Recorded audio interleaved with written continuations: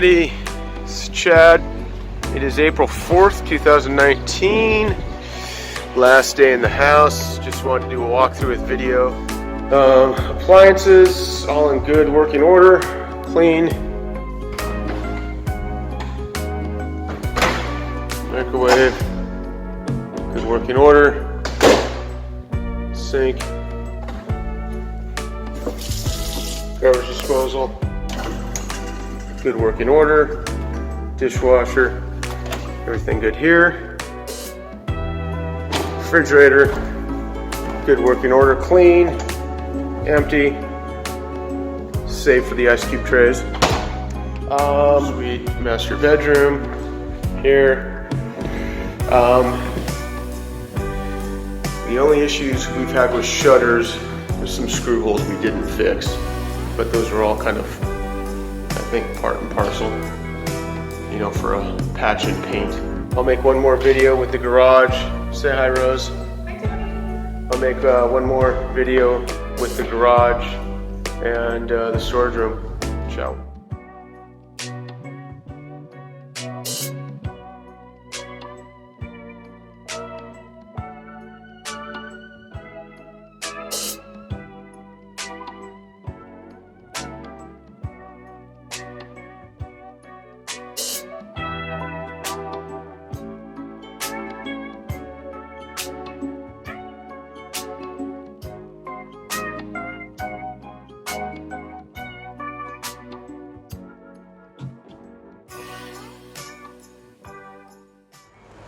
What's up, party people? Chad coming to you from our war room here in Baguales from beautiful downtown Patagonia.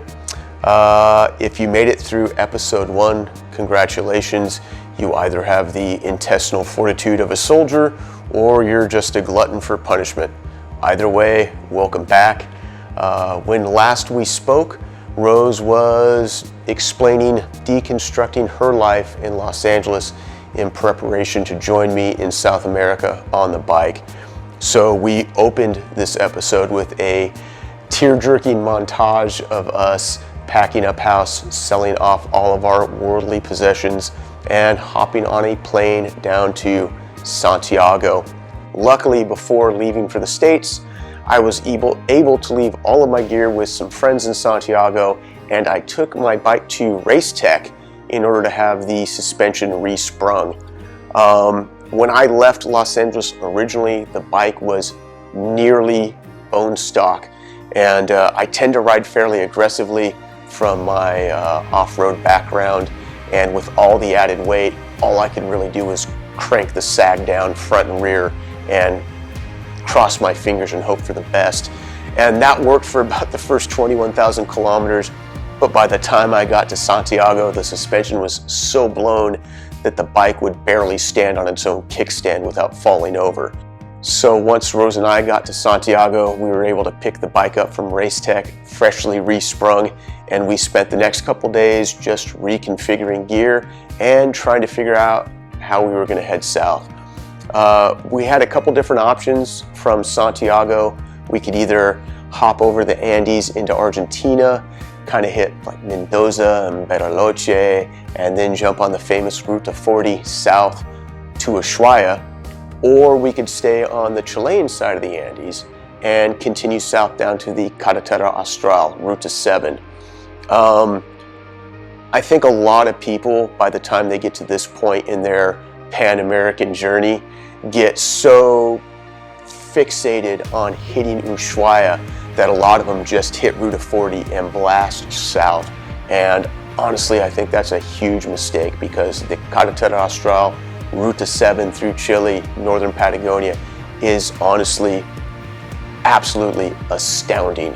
One of my favorite roads on this planet, and if you ever have a chance, I highly recommend that you hit it up. So that's exactly what we ended up doing.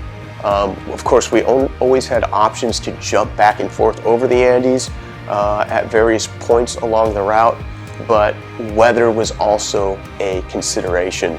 So we decided to stick on the Carretera Austral on the Chilean side of the Andes, and that gave us the option of hopping over the border at Chile Chico and blasting down Ruta 40 if we were feeling it, or hopping on the ferry from LUGGAGE and traveling the last 650 kilometers via ferry to Natales. So that was the plan heading south. We loaded the bike up, and turns out 2 up with the stiffest springs that were available on the market. We were still a tad overloaded. I couldn't get the sag perfect, but we were in a lot better shape than I was originally. The first couple days we were just adjusting gear, establishing a rhythm. It was actually really nice to have Rose with me because I have a hard time getting out of that go, go, go mentality, that 9 to 5 mentality from Los Angeles. And quite often I would just blast right past a waterfall or a coffee stop just to get to that night's destination. But with Rose, other than the fact that we have to take potty breaks every 20 minutes, it gave me that extra motivation to take things a little slower, hike to that waterfall, stop for that coffee.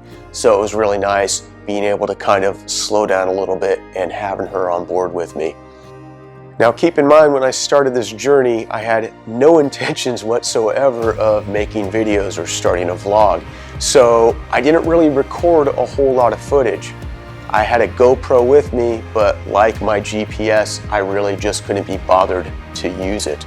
I just ended up with a bunch of full SD cards and footage that I didn't bother to watch. We did, however, take plenty of photos of the stunning Ruta 7 that might not only be interesting to a casual viewer, but might also be informative to anybody that's actually planning on making the trip.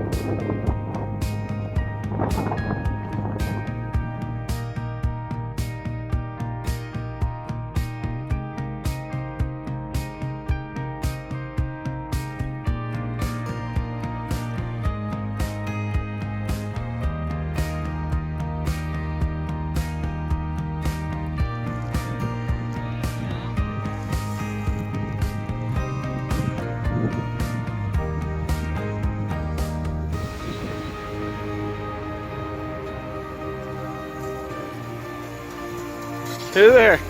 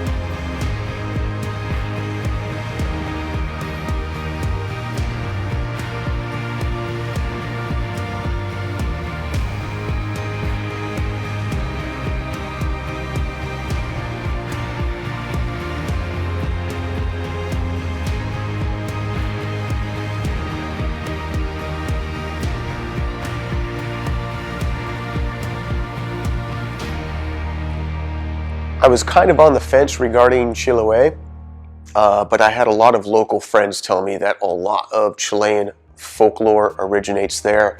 Apparently it's a very mystical, very special place, and I would be remiss not to go. So Rose and I jumped on the ferry, headed out to Chiloé, spent a night in Castro, and aside from a couple of points of interest, honestly, I think if I was down in this neck of the woods again, I would probably give Chiloé a miss. The Iglesia de San Francisco is an absolutely stunning church that was built by local shipbuilders. The craftsmanship, the carpentry are absolutely stunning. And if you're kind of a church geek like I am, just in terms of appreciating the architecture, it might be worth going just to check that out. You're probably not going to see another church built like that anywhere else in the world. One other thing that's unique about Chiloé that might interest some overlanders is what's called Hitocero. Now, when a lot of people think about the Pan American Highway, they think about Prudhoe Bay up in Alaska, all the way down to Ushuaia in Argentina. But the fact of the matter is the Pan American Highway actually ends on the Grand Isle of Chiloé at Hitocero. They've got a small landmark erected there. So if you're one of those people that like to collect photos at various points of interest, Hitocero, the beginning of the Pan American Highway on Chiloé, might interest you. From there on out, Rose and I jumped the ferry back to the mainland to start the Carretera Austral, aka Ruta 7.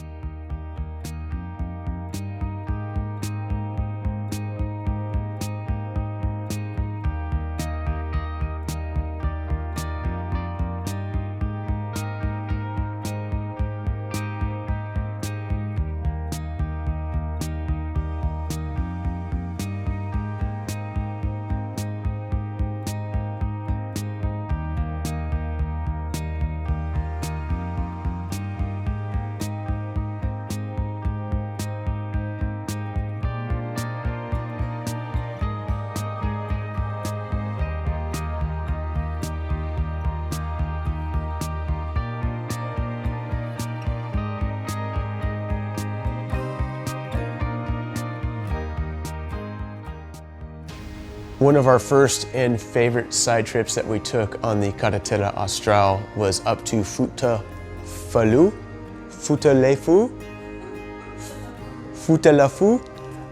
The locals just call it Futa. I can't pronounce it. It's like half Chilean, half French. I don't know. Rose and I were able to catch some whitewater rafting, and it's the first time I've ever commercially rafted Class 5 rapids. So very picturesque little village up there in the mountains, just on the Chilean side of the Argentinian border. Highly recommend it, but the road leading up there is a real ass kicker. Nothing but potholes and washboards. Quite honestly, one of the worst roads I've ridden in Chile.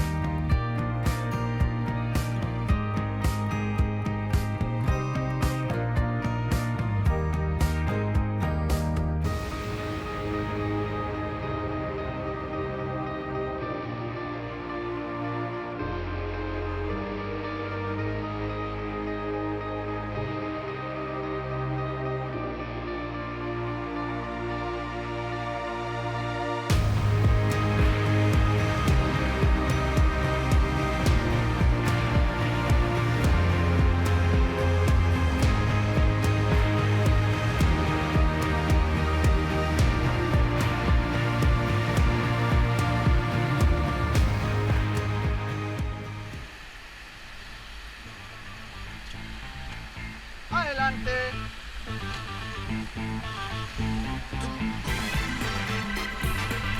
Adelante, vamos, con fuerza.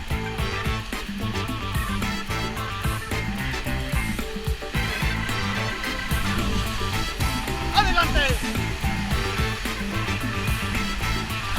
Vamos, adelante. Adelante.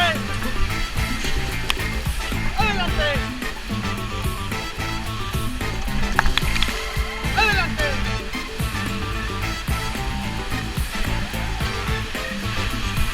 Adelante. Vamos. Adelante. Adelante. Adelante. Vamos. Adelante.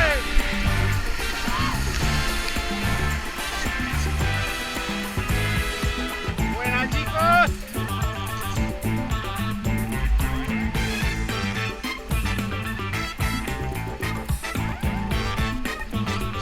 Adelante. Adelante. Alto.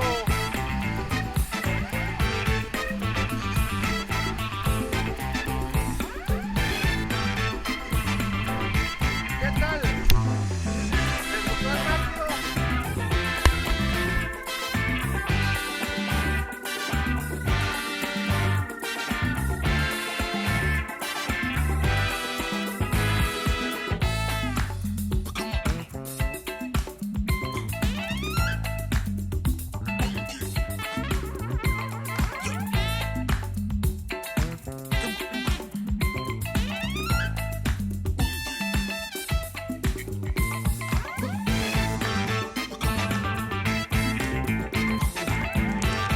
What's up, party people? It's Chad coming to you from our war room here in Baguales from beautiful downtown Patagonia. If you made it through our first episode, oh shit, the phone. Why? Why? I thought the batteries had been out. What do we got here? Peru? Shut. Ushuaia is here, and we are here in Puerto Natales. So it's only, I don't know, what is that, 12 inches? Not very far. You'd think I would have made it by now. What's 12 inches in centimeters, man? Do you know? I don't know the conversion. 12 inches in centimeters? Any idea? Like 40? Is 40 centimeters like 12 inches? What is that? That's not 40 centimeters. What is that? 30.48? Okay, yeah. Now, another unique feature that might possibly interest some overlanders is Cerro. I gotta figure out what it's called.